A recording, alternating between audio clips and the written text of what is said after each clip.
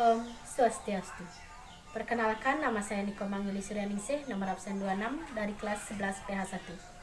Di sini saya akan mempresentasikan tentang penyalahgunaan narkoba. Di sini juga saya dibantu dengan media handphone untuk memperlancar saya menjelaskan materi. Materi yang saya akan bahas adalah 1. Pengertian narkoba, 2.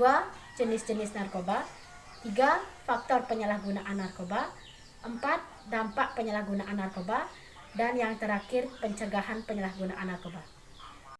Presentasi saya akan mulai. Pengertian narkoba.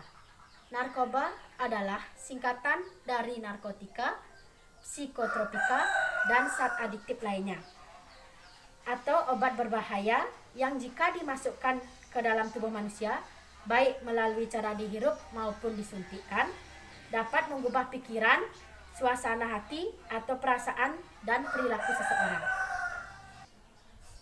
Selanjutnya adalah jenis-jenis narkoba. Yang pertama adalah narkotika.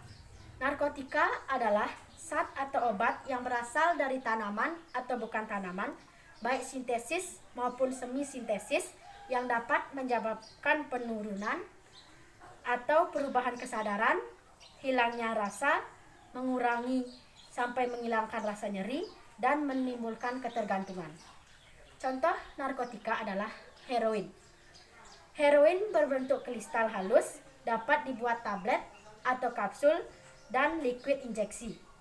Warna dari heroin adalah putih, abu-abu, atau abu-abu kecoklatan. Yang kedua yaitu kokain.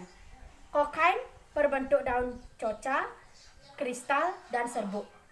Warna kokain putih dan dalam berbentuk cairan berwarna bening atau transparan.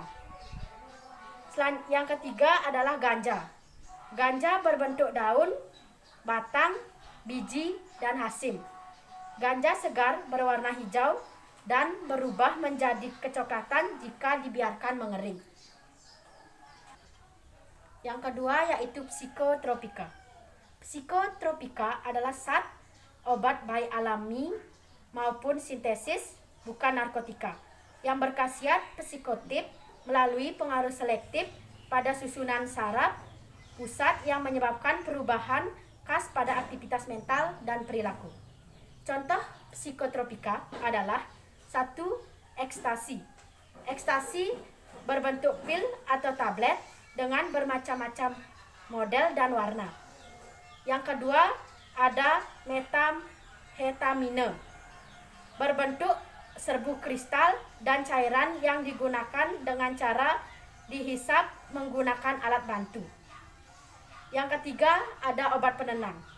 Obat penenang berbentuk tablet, kapsul, dan serbuk. Cara penggunaannya ditelan secara langsung. Yang ketiga yaitu zat adiktif. Zat adiktif lainnya atau obat berbahaya adalah bahan lain dari obat bukan narkotika atau psikotropika yang penggunaannya dapat menimbulkan ketergantungan, yakni keinginan menggunakan kembali secara terus-menerus. Contoh zat adiktif adalah 1. Alkohol. Alkohol yang beredar di pasaran berbentuk cairan. Sampai menggunakan alkohol yaitu menekan sistem saraf pusat. Yang kedua yaitu zat yang mudah menguap. Zat yang mudah menguap berdampak menimbulkan gangguan penglihatan, memperlambat kerja otak, dan menurunkan kesadaran, dan dapat mengakibatkan kematian. Contoh zat ini yaitu lem, ibon, thinner, dan bensin. Yang ketiga yaitu faktor penyalahgunaan narkoba. Penyalahgunaan narkoba ada beberapa faktor, yaitu yang pertama faktor lingkungan sosial seperti motif ingin tahu, adanya kesempatan, sarana dan prasarana. Yang kedua ada kepribadian seperti rendah diri dan emosional mental. Yang keempat yaitu dampak penyalahgunaan narkoba. Yang pertama menurut efeknya. Menurut efeknya dibagi menjadi 4, yaitu yang pertama halusinogen. Efek dari narkoba ini bila dapat dikonsumsi dalam sekian dosis tertentu dapat mengakibatkan seseorang menjadi berhalusinasi. Yang kedua, stimulan. Efek dari narkoba ini bisa mengakibatkan kerja organ tubuh. 3. Depresan. Efek dari narkoba ini bisa menekankan sistem saraf pusat dan mengurangi aktivitas fungsional tubuh. Yang keempat, yaitu adiktif. Menyebabkan seseorang kecanduan. Seseorang yang sudah mengkonsumsi narkoba biasanya akan ingin dan ingin lagi karena saat tertentu dalam narkoba mengakibatkan seseorang cenderung bersifat pasif. Yang kedua yaitu menurut dampak penyalahgunaan narkoba terhadap fisik pemakai. Yang pertama yaitu ada gangguan pada sistem saraf, kejang-kejang, gangguan kesadaran, kerusakan saraf, tepi dan halusinasi. Yang kedua, gangguan pada sistem kardiovaskular, gangguan peredaran darah, dan infeksi akut otak jantung. Yang ketiga, gangguan pada kulit. Yang keempat, gangguan pada organ dalam. Yang kelima, gangguan pada fisiologi tubuh. Yang keenam, gangguan pada sistem reproduksi. Yang kelima yaitu pencegahan atau penanggulangan penyalahgunaan narkoba. Pada pasal 60 ayat 2 Undang-Undang Nomor 35 Tahun 2009 tentang narkotika telah disebutkan langkah pembinaan supaya tidak terjadi penyalahgunaan narkotika, yaitu sebagai berikut. Yang pertama, memenuhi ketersediaan narkotika untuk kepentingan pelayanan kesehatan dan atau pengembangan ilmu pengetahuan dan teknologi.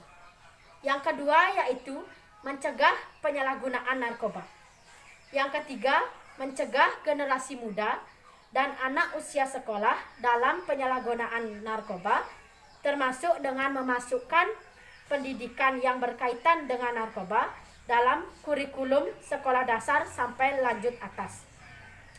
Yang keempat yaitu mendorong dan menunjang kegiatan penelitian atau pengembangan ilmu pengetahuan dan teknologi di bidang narkotika untuk kepentingan pelayanan kesehatan.